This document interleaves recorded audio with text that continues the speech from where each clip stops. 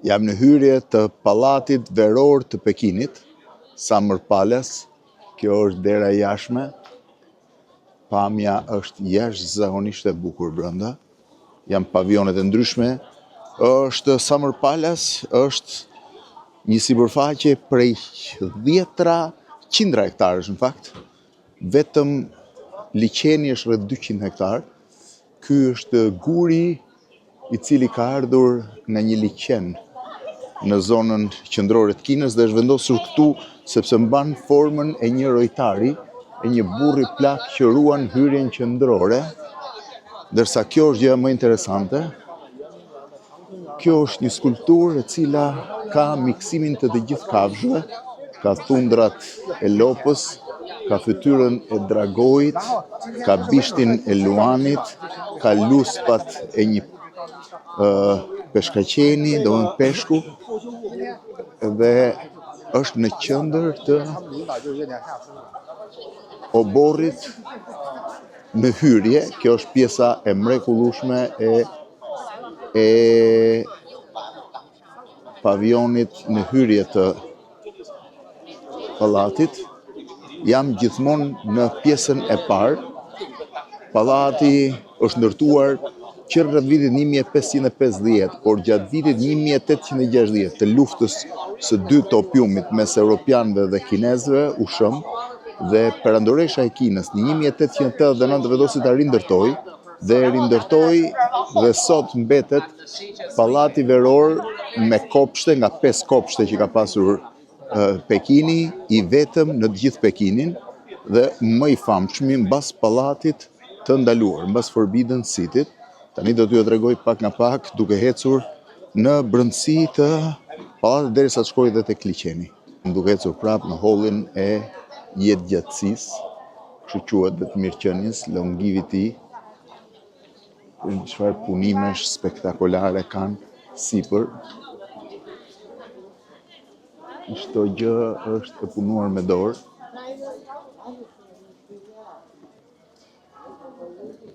Brenda pallatit ndodhet dhe shëtitoria më e gjatë e pikturuar, prej 700 ca metrash, duke ecë tani mes pemëve. Për të shkuar në pjesën e mbrapshtme buzë liçenit, kopshtet.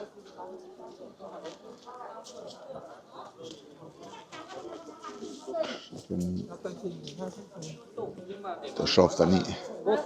Nuk po pres asgjë nga video që të dali i gjithë pamja siç është. Wow.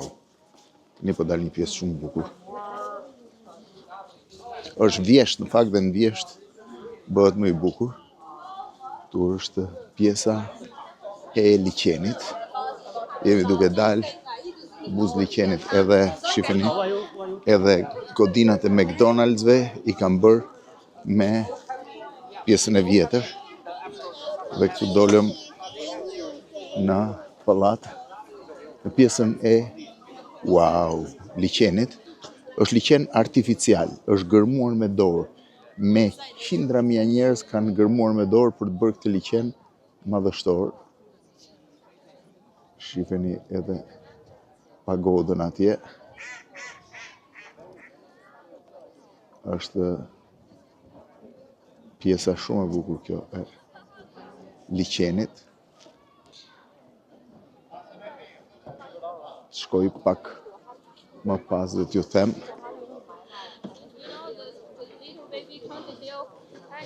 Është plot me njerëz, fakt me turistë, çofën. Po hy në pjesën tjetër, sa e bukur është. Shifeni. Edhe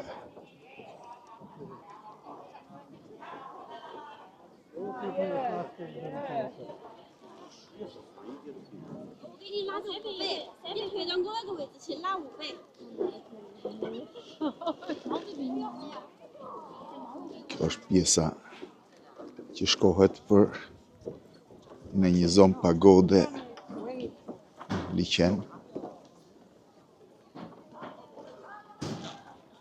Wow, sa e bukur. Pjesa përballë është dhe ishulli që lidhet me një urdhë gjatë.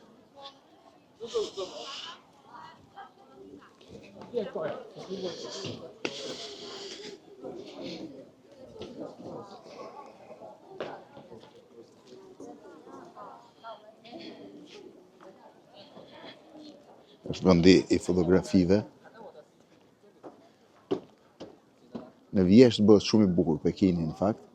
Shifini edhe pallatet në këtë drejtim, edhe rosat, edhe ura që është nga urat më të mëdha, ajo atje e ndërtuar në fund të 1800-s. Ecim prapë të shohim çfarë ka. Po i tregoj vetëm pamjet përgjithshme tani të Summer Palace.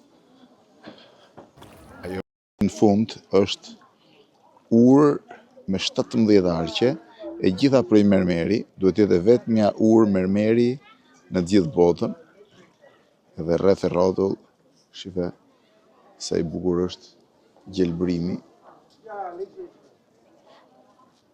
Edhe kjo, ndërkohë që pjesa e pallatit është përtej, duhet të eci tani në atë drejtim për të shkuar drejt pallatit. Është shumë e bukur fakt pamja, shife se bukur është e gjitha. Dhe kjo është një nga pjesët e pallatit. Summer Palace është rezidenca më e madhe verore dhe kopshet më të mëdha të mbetura ende në Pekin. Qofim tani çfarë kam tutje, shumë e bukur, gjithsesi. Shife.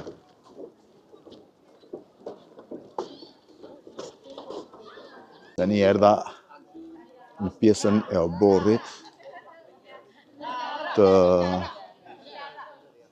pallatit veror, ku perandoresha kishte marrë rob perandorin e parafundit kinez, që ishte edhe nipi i saj, të cilin e helmoi për t'i lënë rrugë perandorit fundit, Pus, shumë i famshëm nga filmi Bernardo Bertolucci, L'ultimo imperatore, Last Emperor.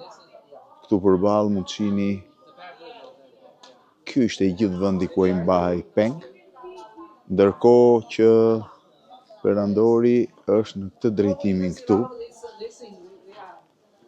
Kjo ishte pjesa e dhomës së tij të qumit, çfarë mund të shihet brenda. Pra ai qëndronte dhe dilte nga kjo derë, ndërkohë që brenda ishte vendi ku ai qëndronte. Aq sa mund duket nga kjo gjë. Dhe atij shërbenin 2 shërbëtor të tredhur, që mos kishin më asnjë lloj mundësie. Vazhdojmë të shohim në tutis shumë interesante.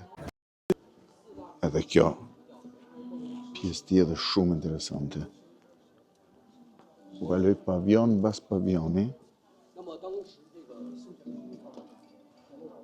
Është koha e sunsetit këtë moment, në këto pavione tu. Vazhdo ka ndej. Ta shoh pak çfarë është. Tamam, shoqërusin, po më tregon aq detaje.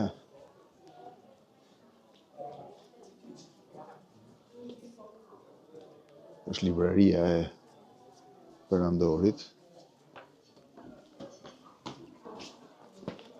Domethënë rreth e rrotull kanë qenë dhomat e studimit të tij. Kjo që nga shumë e bukur. Pjesa e brendshme, po nuk e fikson dot kamera. Është edhe froni ku ulej perandori për të studiuar.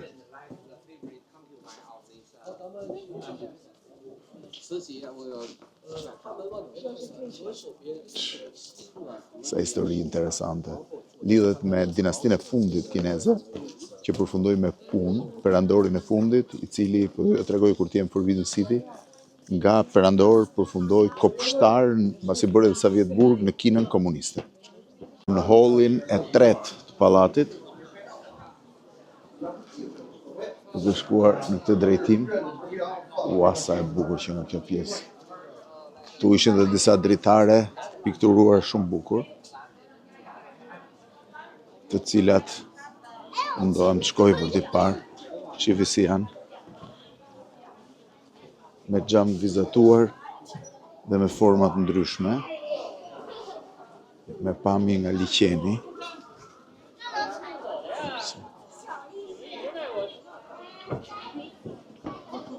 dhe me i terrac mbi liqen.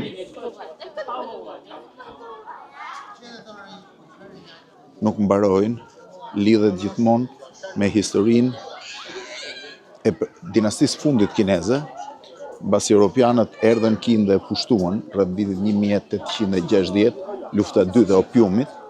Dinastia kineze u rifuqizua, por nuk pati më se thua statusin që kishte përpara luftës. Ky është holli i Joy dhe i Longevity, që është një nga më të rëndësishmit. Në momentin që humbi peshën e mëparshme për arsye të humbjes betejës me europianët, dinastia kineze vazhdoi, pra u rikthye në fuqi, vazhdoi të mbijetoi, por nuk e pati më kurrë shkëlqimin e dikurshëm, derisa në vitin 1930 dhe ca japonezët erdhën dhe morën peng, si thua, perandorin e fundit kinez, Pun, i pushuar në mënyrë të shkëlqyer nga Bertolucci në filmin e tij. Këtu tani do hymë në një nga gjërat më të bukura.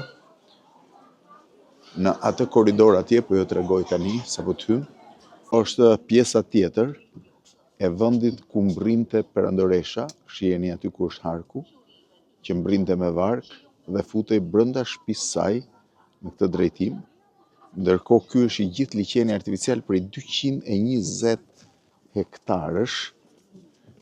220 hektarë është momenti i perëndimit, i gërmuar me dorë. Thash atje tuti është ura e mermerit dhe këtu është pamja e, këto janë dritaret e skelës, po vazhdoi të eci përpara, megjithëse ishte super crowdi. Është ora më e mirë e ditës për të bërë filmime. Perandoresha kineze, e cila nuk kishte fëmijë sepse djali vdiq 19 vjeç, mori një nip, i cili kur mbushi 19 vjeç filloi të merrte vendime pa e pyetur dhe ajo e helmoi dhe vendosi t'ia japi pushtetin djalit nipit tjetër, i cili ishte 3 vjeç dhe u bë perandor me emrin Pu. Tu tani shive ku mbrim, tu është një kaos me njerëz që vizitojnë këtë zonë. Tu janë duke ecur në një gjë shumë të rrallë. Kjo hyn tek mrekullitë e globit, është një korridor 728 metra i gjatë, i gjithë i pikturuar me dorë me 14.000 piktura unike. Është i ruajtur nga UNESCO dhe hyn në rekordet Guinness. Ja ku është edhe pamja. This is a beautiful painting from the Jin dynasty, from a poem, a Jin poet, and he just created. He's like a Chinese utopian world. It's just like a paradise. So over there, without people's cheating each other, without poverty, so everyone live peacefully. Shiheni këtë dhe vazhdon ky korridor 728 metra, duke bërë një nga zonat më të bukura të pallatit dhe njëkohësisht një prej mrekullive të botës, sikur se thash, i gjithë i pikturuar me dorë dhe në gjendje relativisht të mirë. Shihni pikturat. Është çdo gjë në gjendje relativisht të mirë, shiheni. Dhe është pafund. Ky është një mrekulli. Kjo është çditoria buz liqenit. Shihni sa i madh është gjithë liqeni, gjithë zona. Po eci drejt akoma, vazhdon korridori me i pikturuar i perandoreshës, ndërkohë ca persona të veshur me rrobat tipike kineze, dy kineze, edhe dy tjera përpara, ndërkohë që në këtë drejtim ishte pagoda ku falej princesha. Sigur se thash, princesha ndroi jetë rreth vitit 1905-1906, mos gaboj, dhe la në fron nipin e saj Pu, 3 vjeç, i cili u bë perandor i Kinës, por më pas u kap nga japonezët, aleatët nuk pranuan që të negocionin me të, atëhere ai u kap nga kinezët, nga komunistët kinezë, u burgos dhe më pas i doli nga burgu jetoi në Kinën komuniste si Bachevan. Kjo është dhe pjesa e fundit dhe në pjesën përballë është një nga zonat më të bukura të Kinës. Pallati veror i Pekinit, mundova t'ju tregoj pamje se historia është shumë e gjatë. Dhe tani po e mbyll me anijen prej mermeri që ndërtoi Perandoresha, që nuk lëvizi kurrë, se ishte një marrëzi, si mund të lëvizi një anije prej mermeri, por që e përdori vetëm për të pirë kafe dhe jemi në fund të liqenit.